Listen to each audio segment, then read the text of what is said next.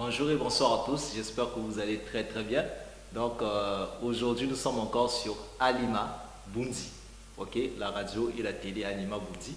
Donc on va continuer encore la suite de notre émission que nous parlons sur notamment le pardon, ok.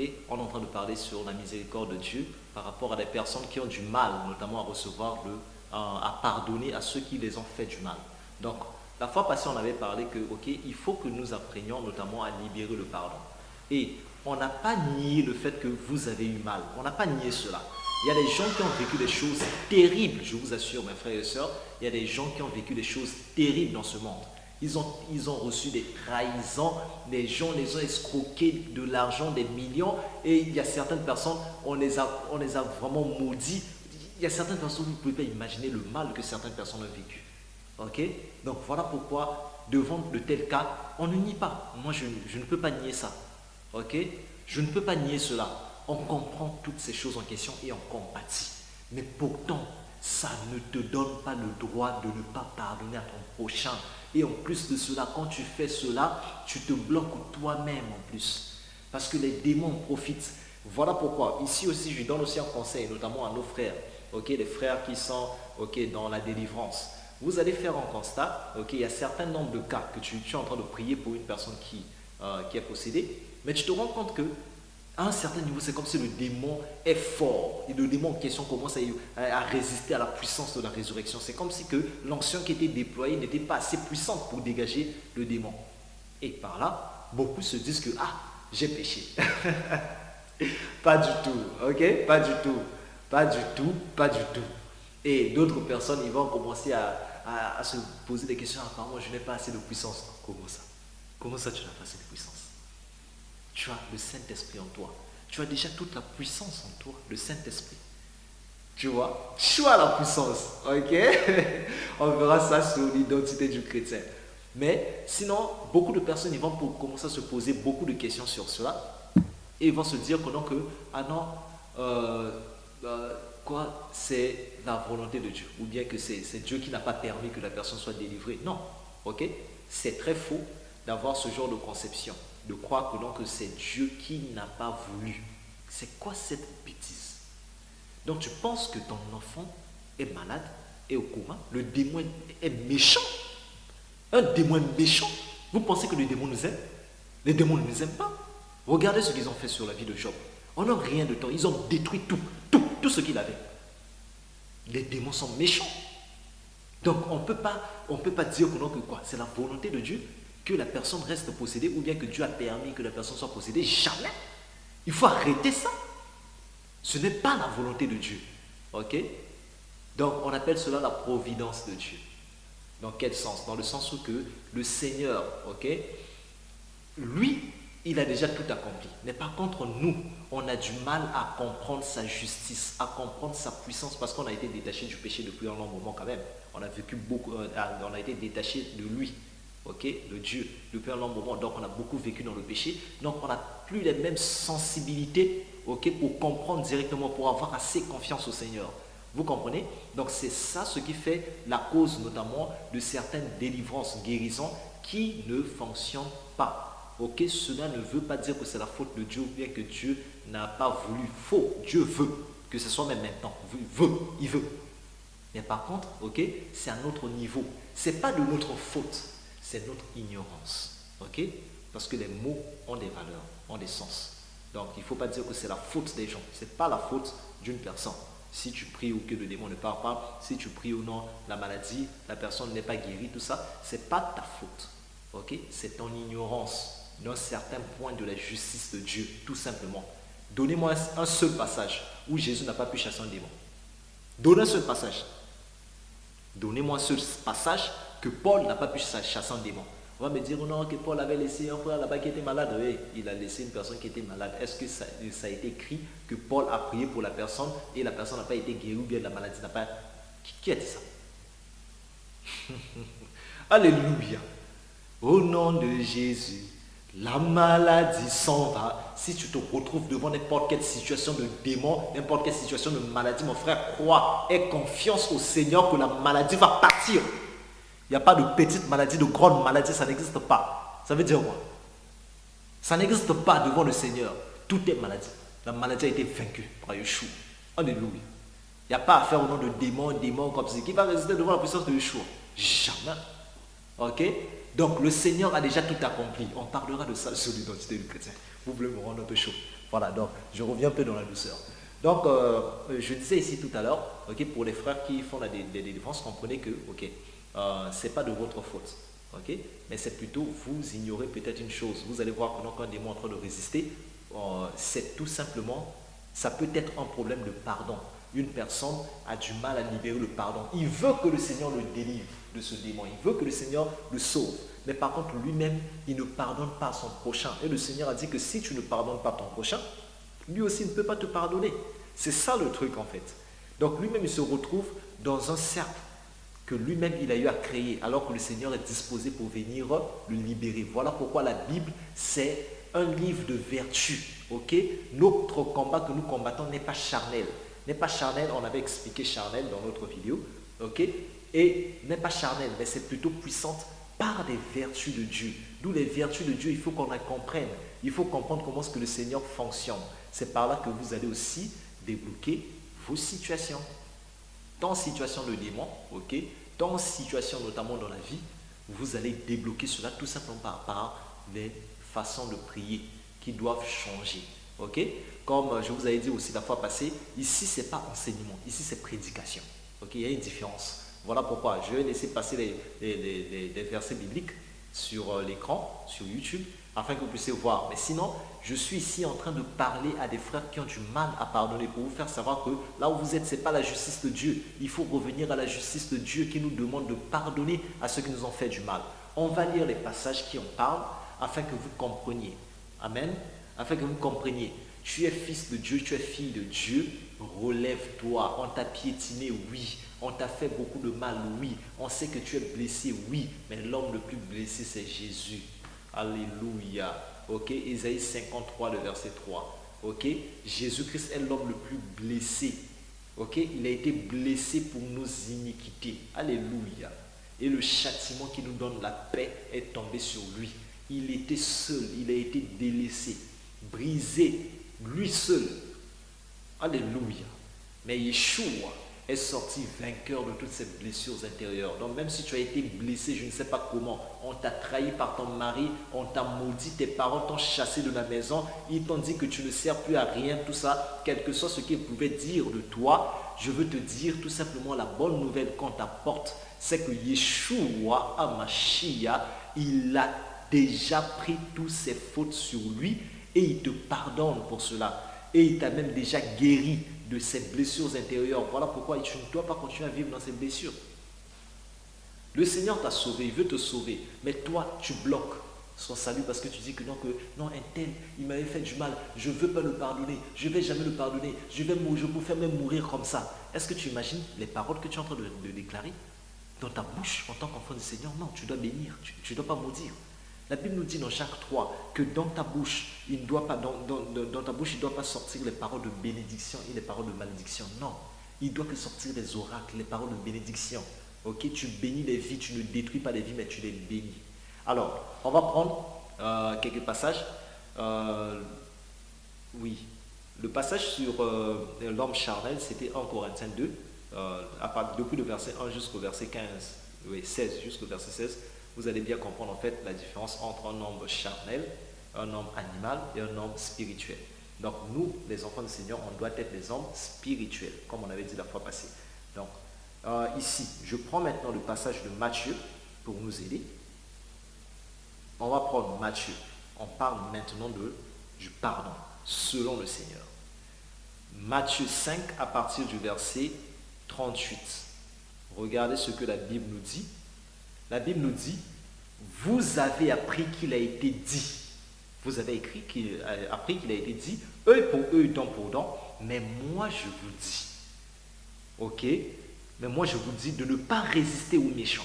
Si quelqu'un te frappe sur la joue droite, présente lui aussi l'autre joue. Si quelqu'un veut plaider contre toi et prendre ta tunique, laisse-lui encore ton manteau. Ah! Ça, c'est fort. On te tape ici, apprends chimique, apprends, je dois encore. Ah, c'est pas facile, hein? Et on dit, si quelqu'un te force à faire 1000, faisons 2 avec lui.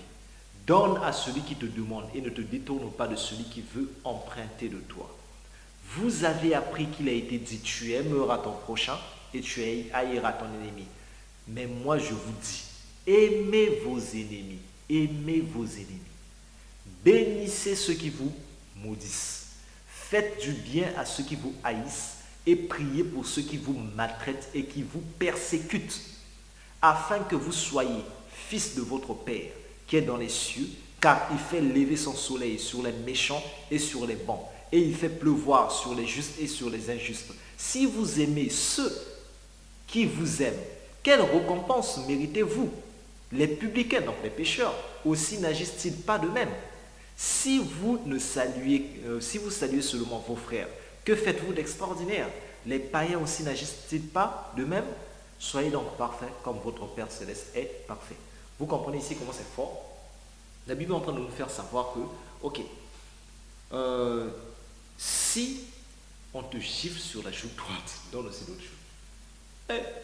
C'est fort, hein? Donc, beaucoup interprètent ça très mal. Ok, ils pensent que c'est un acte de faiblesse. Non, ce n'est pas un acte de faiblesse.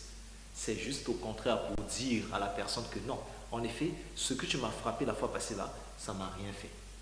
Ajoute encore. Ce que tu m'as frappé la fois passée, ça ne m'a rien fait. Ajoute encore. C'est ça, ce qu'il faut faire. Si les gens sont en train de te calomnier, les gens sont en train de dire des choses sur toi, pourquoi tu réagis? Pourquoi tu parles? Ils te giflent sur la joue gauche, ne me donne pas, tu t'en fiches. Et alors, tu vas rentrer dans les justifications, ok? Parce que les gens, ils sont en train de dire les choses sur toi, et toi, tu vas venir encore rentrer dans ces discussions. Pourquoi? Pourquoi? S'ils n'ont pas eu le courage de venir te voir en face, pourquoi est-ce que tu vas réagir ainsi? Vous voyez comment ça change là-dedans, là? Ça a changé là-dedans. Ok? Parce que les gens pensent que c'est gifle seulement. Non, non, ce n'est pas que ça. Ok? C'est dans tous les domaines de la vie. Une personne, il pense te faire le mal. Dédie ça. Tu penses me faire du mal, mais moi, ça ne m'atteint pas. Frappe plus fort. Tu verras que la personne aura honte. Même le frappe encore pour la deuxième fois. Parce qu'il va sentir que non, que ce qu'il a fait, les manigances qu'il a fait, ok, derrière toi, derrière ton dos, voilà quoi, ça ne sert à rien. Vous comprenez? Ça va être intéressant. Hein? Ok, donc comme maintenant on vous dit, ok, bénissez ceux qui vous maudissent. Il y a des gens qui vous maudissent, mais la Bible a dit qu'il faut les bénir. La Bible n'a pas dit qu'il faut les maudire. Quand tu maudis, tu es charnel. Tu es charnel. Donc tu es un homme charnel et non pas un homme spirituel. Quand tu maudis, tu es dans la chair.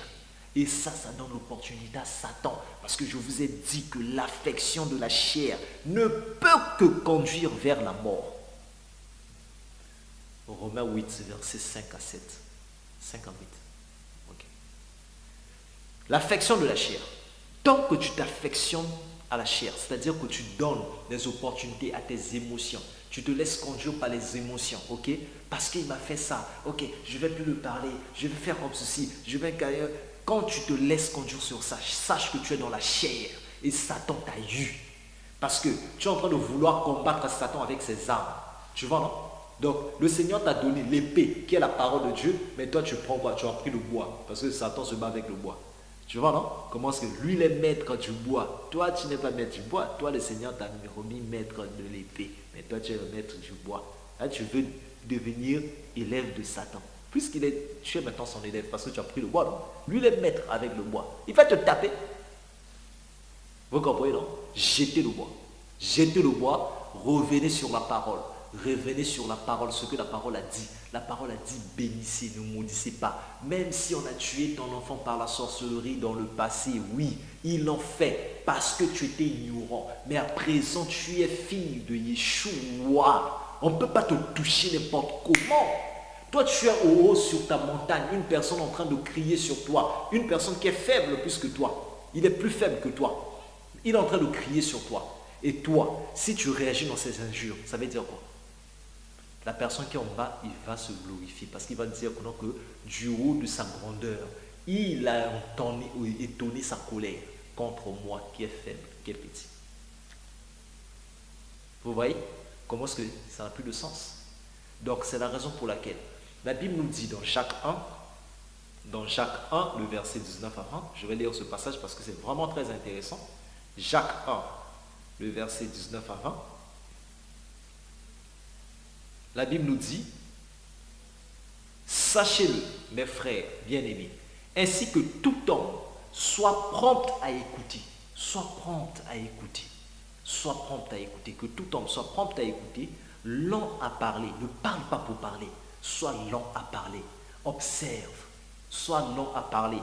Et la Bible dit, lent à se mettre en colère, ne te mets pas en colère n'importe comment. Car la colère de l'homme n'accomplit pas la justice de Dieu. Ta colère là ne va rien accomplir pour Dieu.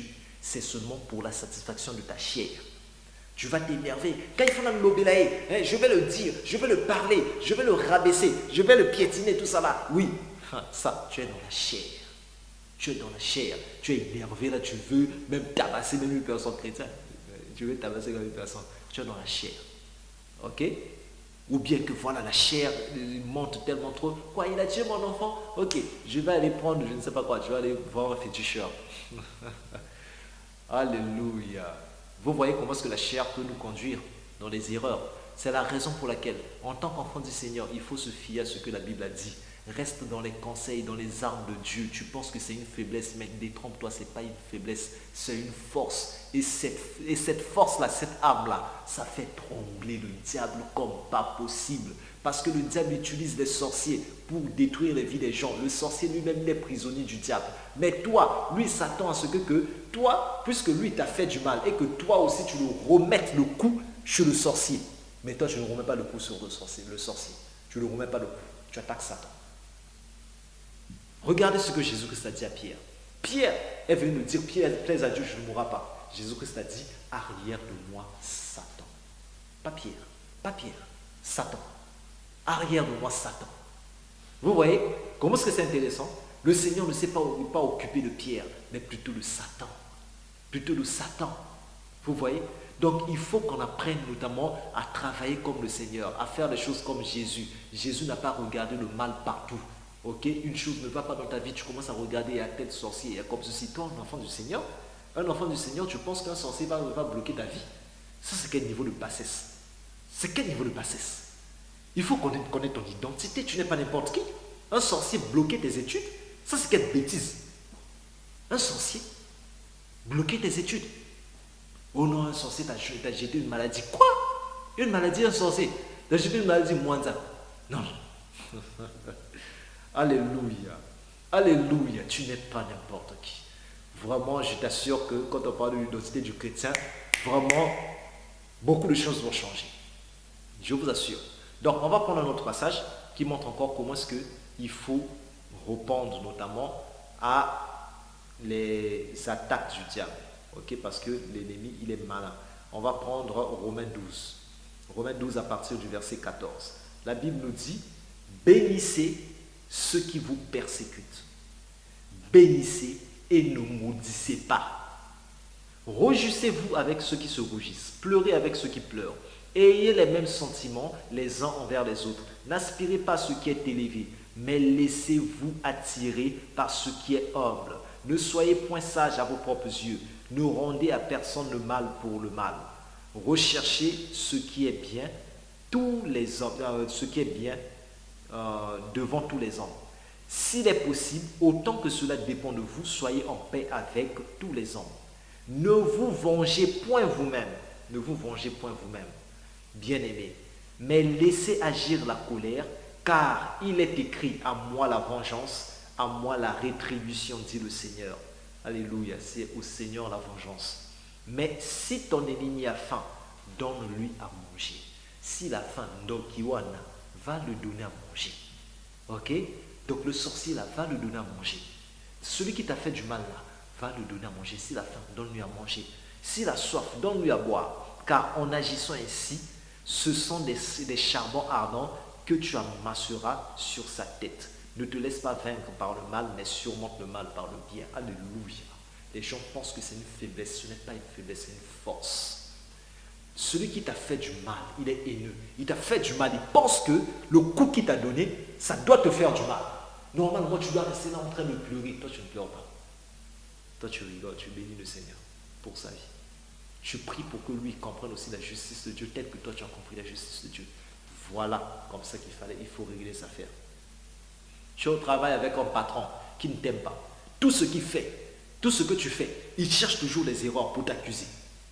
Ça peut être un collègue, un ami, quel que soit, même si c'est, je ne sais pas, ton beau-père, quelle que soit la personne, toi, il faut prier contre Satan qui est derrière lui. Alléluia. Il faut chasser le diable et non pas lui. Voilà pourquoi la personne qui t'a fait du mal, il faut le pardonner. Il est pour rien. Bien que il a une conscience, il sait qu'il t'a fait le mal. Il le sait. Il le sait qu'il t'a fait le mal. Mais par contre, c'est un esprit. Ok? C'est un esprit. Il faut le comprendre. Donc, son esprit, il écoute la parole de Dieu. Tu vois? Et nous, grâce à la puissance de la résurrection que nous avons, grâce à ce que nous sommes aujourd'hui les ambassadeurs sur cette terre, ok, des ambassadeurs de Dieu, nous sommes des sacrificateurs. On peut crier à Dieu, élever la voix pour la vie de cette personne et tu verras les changements. Donc la personne qui te fait le mal, à chaque fois qu'il te fait le mal, toi ça t'a fait mal, je sais que ça t'a fait mal, on sait, ça t'a fait mal. Toi ce qu'il faut faire, rentre chez toi à la maison, va devant ton Père. Prie le Seigneur. Tu dis que Seigneur, ça là j'ai reçu un coup, ça m'a fait mal. Je le pardonne. Même si c'est l'ennemi veut que, parce que ça m'a fait mal que je le maudisse, ma bouche ne maudira pas. Je vais bénir. Je ne maudirai pas. Je vais bénir. Bénis cette personne. Ok? Au lieu de maudire cette personne, toi tu vas, tu pries, tu demandes Seigneur pardon pour sa vie, pardon pour le mal qu'il t'a fait. Regardez Étienne. Étienne est en train de le lapider. Paul était parmi les personnes qui étaient en train de lapider Étienne. Mais regardez ce qui s'est passé. Étienne, il regarde le ciel et il dit, Seigneur, ne leur impute pas ce péché, pardonne-leur. Étienne a dit de les pardonner. Quoi, les gens qui sont en train de te tuer sans raison, il dit pardonne-leur. Et parmi les personnes qu'Étienne a pardonnées, il y a eu l'apôtre Paul. L'apôtre Paul. L'apôtre Paul, l'un des plus grands apôtres du Nouveau Testament. Vous voyez? Mais s'il les avait tués, s'il les avait envoyé le feu, est-ce qu'on aurait l'apôtre Paul? Non. L'ennemi aurait gagné tout un combat parce qu'il a tué un grand guerrier qui devait bouger 4 siècles de réveil. Vous imaginez? C'est ça, ce que tu ne comprends pas. Ce que tu ne comprends pas, c'est ça. L'enfer n'a jamais été créé pour l'homme. Matthieu 25, verset 41, ça a été créé pour le diable et ses anges. Donc toi, il faut dégager notamment les pièges du diable derrière la personne. Il faut demander si ça t'a fait mal, demande pardon pour la personne. Donc, pardonne déjà la personne. Ok? Quand tu pardonnes la personne, ok, symboliquement, c'est la flèche qui t'atteint, tu l'as enlevée. Tu as enlevé la flèche. Tu vois comment c'est intéressant? Tu as enlevé la flèche. Mais ça reste la plaie qui est restée, non? La plaie là. Tu pries le Seigneur. Tu es enfant du Seigneur, la puissance de la résurrection. Seigneur, au nom puissant de Yeshua, ok, je demande la guérison de ma plaie. Guéris ta plaie spirituelle au nom puissant de Yeshua. Yeshua va te guérir intérieurement. Tu vas ressentir la paix. Pourquoi? La paix, la joie, la bénité, la tempérance, ça réside déjà en toi, dans ton esprit. Et cela a été scellé le jour que tu as reçu Jésus-Christ dans ta vie. Tu vois comment c'est fort? Tu demandes pardon. Tu demandes pardon pour la personne qui t'a fait du mal. Au lieu de le détruire, tu le pardonnes. Et quand tu le pardonnes ainsi, ok, tu as enlevé notamment la flèche. La plaie, tu demandes au Seigneur de te guérir cette plaie. Et une fois la plaie guérie, tu dois maintenant commencer à prier, ok, notamment pour chasser le diable qui est derrière lui, afin que ses réactions s'arrêtent. Et que lui aussi qu'il comprenne la justice de Dieu de la même façon que toi tu as compris.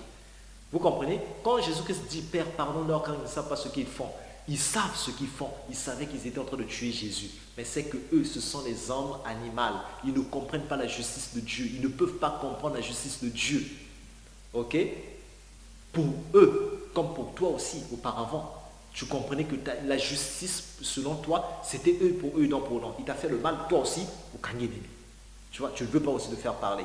Maintenant, à partir d'aujourd'hui, tu as compris. Tu as compris que ce n'est pas ça la justice de Dieu. Ça, c'est être charnel. Ok? Parce que la loi a été donnée, la loi de Moïse a été donnée pour nous faire réaliser qu'on ne peut pas atteindre la justice de Dieu. Puisque tu ne peux pas atteindre la justice de Dieu, c'est la raison pour laquelle tu as besoin de Jésus. C'est ça le but de la loi. C'est juste te faire réaliser que tu ne peux pas accomplir les 100% de la justice de Dieu. Voilà pourquoi tu as besoin de Jésus. C'est tout. Maintenant, toi, tu veux retourner dans cette loi en question, croyant être parfait ainsi. C'est faux. La Bible a dit dans Hébreux 7, le verset 12 et le verset 18 à 19, la Bible a dit que le sacerdoce étant changé, nécessairement, il y a un changement de loi. Le verset 18 dit, il y a ainsi abolition d'une ordonnance antérieure, donc de la loi de Moïse, abolition d'une ordonnance antérieure à cause de son impuissance et de son inutilité. Vous voyez, la loi était impuissante, c'était inutile pour nous emmener à la perfection. Voilà pourquoi ne retourne pas selon la loi de Moïse. Eux, ils n'avaient pas le Saint-Esprit. Voilà pourquoi on est toléré ces choses. Ok, la lapidation, tout ça, ils n'avaient pas le Saint-Esprit. Mais toi, tu as le Saint-Esprit. Tu as la capacité de détruire ces menaces dans la vie d'une autre personne. Tu as la capacité de détruire ces menaces dans ta propre vie. Vous voyez? Donc, pardonne l'autre. Quand tu le pardonnes, tu enlèves l'épine.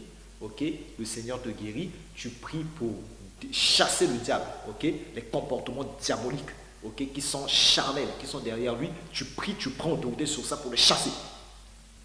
Et là, tu vas maintenant prier pour que la personne comprenne aussi la justice de Dieu de la même façon que toi tu as compris la justice de Dieu. Donc là, comme ça fera que quand aussi une personne le fait le mal, cette personne va bénir au lieu de maudire. Tu vois comment est-ce qu'on a gagné un grand combat devant Satan. Lui s'attendait à ce qu'on soit blessé et que nous aussi on puisse le blesser et blesser tout le monde dans notre entourage, tout ça là, et continuer à marcher comme ça avec des blessures pour que lui en profite à venir posséder les vies, posséder, parce qu'il peut posséder, il peut te posséder comme ça facilement, parce que tu l'as ouvert la porte. Maintenant, toi au lieu de faire ça, ok, tu as détourné tout son plan. Vous voyez comment est-ce qu'ils sont en rage, hein? C'est ça ce qu'on a dit, les charbons ardents, hein? Les charbons là en feu, tu mets ça sur la tête d'une personne, tu vois, il sera là, il ne saura plus quoi faire. Alléluia, c'est ça Satan, un aventurier, il faut la jouer tout simplement avec la justice de Dieu. Il faut bénir notamment celui qui te doit l'argent ou qui n'a jamais restitué. Ou toi, il doit rester là, hey, il me doit de l'argent comme ceci, ou non, comme si tu es en train de le maudire, tout ça, ne le maudis pas, bénis-le. Bénis ses activités. Comme ça, quand ses activités sont bénies, est-ce qu'il aura des difficultés pour venir donner ton argent? Mais toi, tu l'as toujours maudit, tu l'as toujours envoyé le feu, tu as toujours fait le tout pour que, ok, ces activités ne marchent pas. Et tu te plais encore, ton argent, tu n'as pas ton argent. Tu vois pas que c'est contre-productif? Sois productive, sois productive. Ok? C'est vraiment important ce que je suis en train de dire. Je n'avais pas prévu parler de cette façon, mais je suis en train de parler de cette façon parce que je crois que le Seigneur est en train de vouloir toucher une personne d'une façon assez particulière pour comprendre qu'on ne marche pas selon la justice de Dieu, de la façon dont on envoie le feu aux gens, de la façon dont on marche avec notamment ces règles charnelles que nous avons. Ok? Ça ne fonctionne pas comme ça. Il faut agir selon la justice du Seigneur. La justice du Seigneur, c'est bénissez et ne maudissez pas. Regardez l'exemple notamment de Joseph. La Bible nous dit notamment dans Genèse 37, à partir du verset 3 à 4, la Bible nous dit que les frères de Joseph avaient du mal. Les frères de Joseph n'arrivaient même pas à prononcer des belles paroles auprès de Joseph. Tout ce qui sortait de leur bouche, c'était toujours les insultes, toujours les paroles méchantes. Ils n'arrivaient pas à dire le bien de leur frère. Parce qu'ils étaient jaloux de lui, ils étaient envieux. Et ils ont tout fait pour vendre Joseph. Ils voulaient même le tuer. Mais ok, voilà, le Seigneur a fait grâce et on l'a vendu. Et là maintenant, ce qui se passe, Joseph il a évolué jusqu'à ce qu'il devienne le premier ministre, ok, le gouverneur notamment de l'Égypte. Et de sorte que c'est Joseph qui est venu sauver toute la famille de la misère. Maintenant, imaginez si Joseph était colérique, si Joseph était rancunier, est-ce qu'il allait sauver toute la lignée? Non. Donc, et parmi la lignée, il faut se rappeler, parmi la lignée, il y a notamment la descendance de Judas. Donc, Judas et sa descendance. Qui? Jésus. Le lion de la tribu de Judas, qui est de la tribu de Judas. Donc, imaginez-vous, si on avait tué notamment Judas. Comment est-ce qu'on saura? Est-ce qu'on devait avoir le Sauveur Jésus? Ok? Donc, Joseph agit par amour. Il a dit dans Genèse 50, à partir du verset 20, ok, jusqu'à 23, comme ça, il dit que donc, quand ses frères sont venus pour lui demander pardon par rapport à ses actes, Joseph a pleuré. Parce qu'il a vu toutes ces années qu'il a passées en prison, qu'il a passé dans l'opprobre, qu'il a passé dans la honte, dans les insultes, tout ça là. Mais Joseph dit, vous avez consenti de me faire le mal, mais Dieu a changé le mal en bien. Vous imaginez comment c'est fort et c'est puissant? Dieu a changé ce mal en bien. Ok? Même s'ils avaient consenti de te faire le mal, ok? Dieu a changé cela en bien. C'est ce qui nous importe le plus. Et comme je disais à la première émission, ce n'est pas Dieu a voulu. Dieu n'a pas voulu cela. Ok? On appelle cela la providence de Dieu. C'est-à-dire que tu as eu, par notamment ton ignorance, ok, permettre un certain nombre de choses et que tu es tombé sur le joug, les mains de Satan. Et le diable a voulu se la jouer pour te détruire. Ok? Et puisque pour Joseph, c'était sa naïveté. Ok? Il disait tout à ses frères. Et par rapport à cela, on a haï. Jusqu'à ce qu'on a voulu, notamment, ok, le tuer. Mais le Seigneur, par sa providence, donc le chemin que le diable voulait le détruire, le Seigneur, bien que l'enfant a commis une erreur par notamment sa naïveté, mais le Seigneur, par sa miséricorde, est passé par des chemins pour l'atteindre jusqu'à ce qu'il le sauve. Mais Joseph a pardonné, Joseph n'a pas maudit. Donc nous, en tant qu'enfants du Seigneur, il faut qu'on apprenne notamment à bénir et non pas maudire. Donc voilà mon message aujourd'hui. Je tenais notamment à nous dire que bénissons, ne maudissons pas. Et quand nous allons travailler comme ça, je vous assure, l'église sera forte au nom puissant de Yeshua. Et là maintenant, donc je vous laisse un temps de prière. Priez à ce que le Seigneur vraiment, ok, vous pardonne, que vous recevez le pardon du Seigneur et que tout ce que l'ennemi avait placé dans notamment le cœur, que ça quitte. Ok, enlevez tout cela, déchargez cela au Seigneur. Ne maudissez pas, bénissez. Au nom puissant de Yeshua, que le Seigneur vous bénisse. Amen.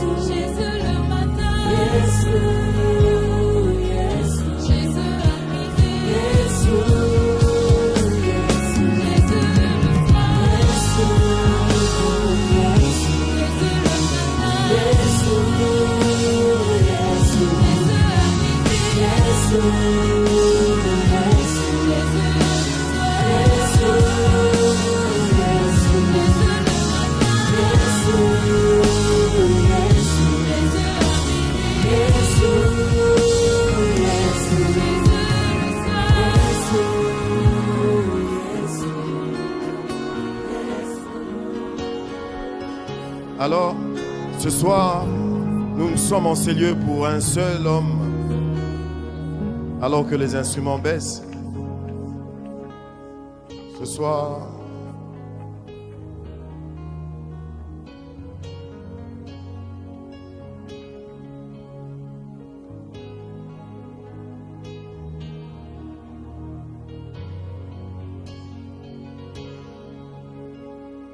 j'aimerais ce soir qu'on le confesse comme un seul homme.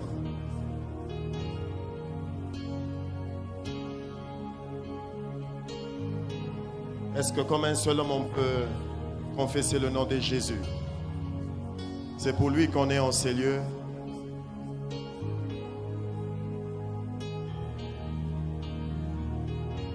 Les instruments baissés, s'il vous plaît. Yes. Yes.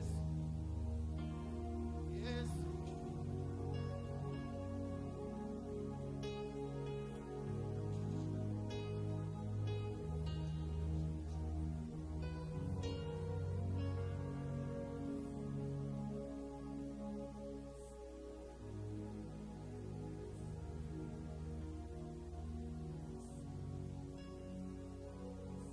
Lève tes mains, s'il te plaît.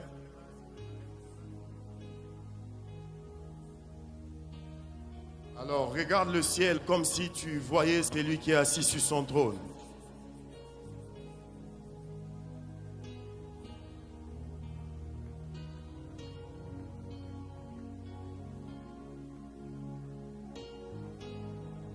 Il est assis sur un trône très élevé. Est-ce qu'on peut faire monter ce refrain vers le ciel?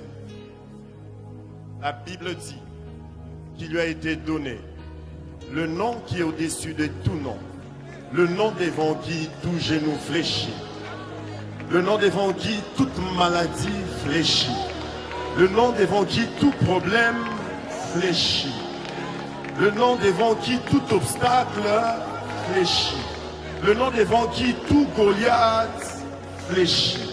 Le nom de Jésus. Et là où tu es, s'il te plaît, utilise le micro naturel que tu as. Est-ce qu'on peut faire monter ce refrain? Le nom de Jésus.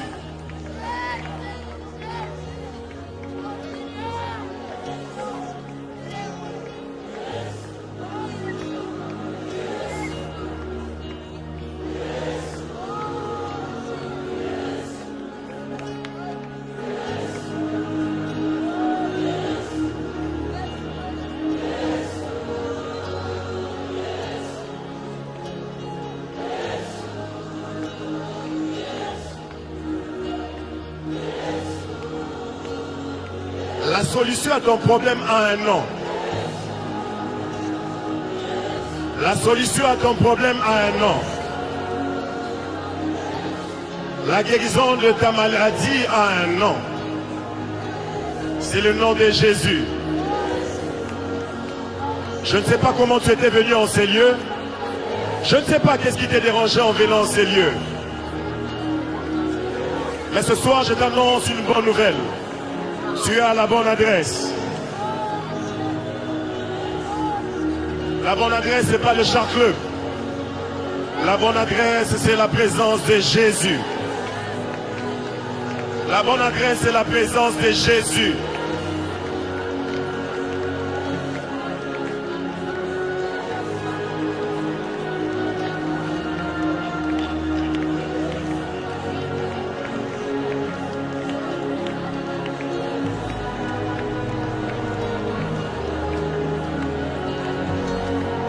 Abraham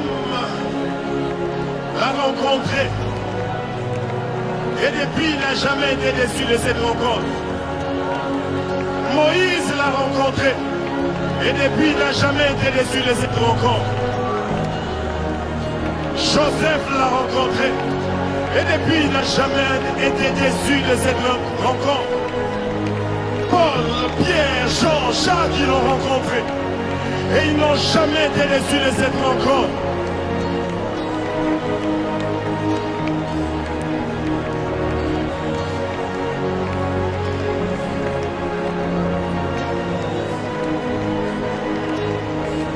Heureusement que nous n'étions pas venus pour un spectacle. Ici, nous sommes venus pour Jésus et Jésus seul. Jésus et Jésus seul. Nous, on peut même s'arrêter ici et descendre. Si tu fais cette rencontre avec le maître du lieu, cela suffit. Cela suffit.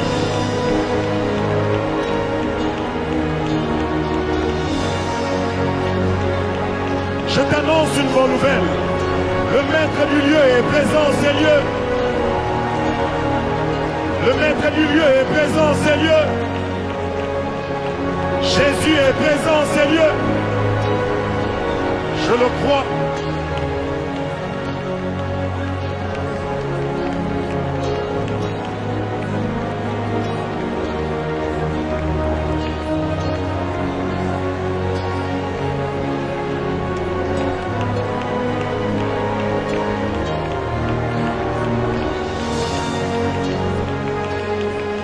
Si tu étais malade, tu étais venu malade, je déclare, dans le nom de Jésus, que Jésus, qui est la guérison en personne, puisse te localiser là où tu es.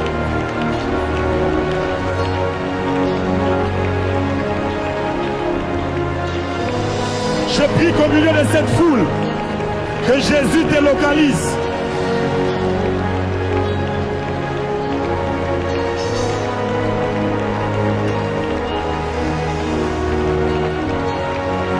Voici, l'occasion t'est donnée de faire cette rencontre. Alors que nous avons nos mains baissées, je vais juste demander à ceux-là qui veulent faire cette rencontre de lever leurs mains. Si tu es là et que tu n'as jamais donné ta vie à Jésus, je n'aimerais pas que tu rates alors qu'on va décoller. J'aimerais décoller avec toi. Le Saint-Esprit aimerait décoller avec toi. Si tu es là, tu n'as jamais donné ta vie à Jésus, lève juste ta main.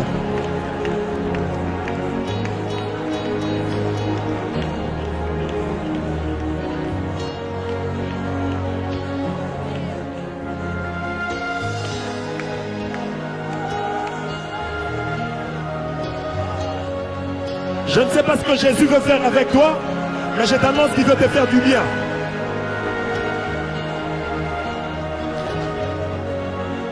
Je vais décoller avec toi. Si tu es là et tu n'as jamais donné ta vie à Jésus, lève ta main. Au milieu de cette foule, Jésus te voit.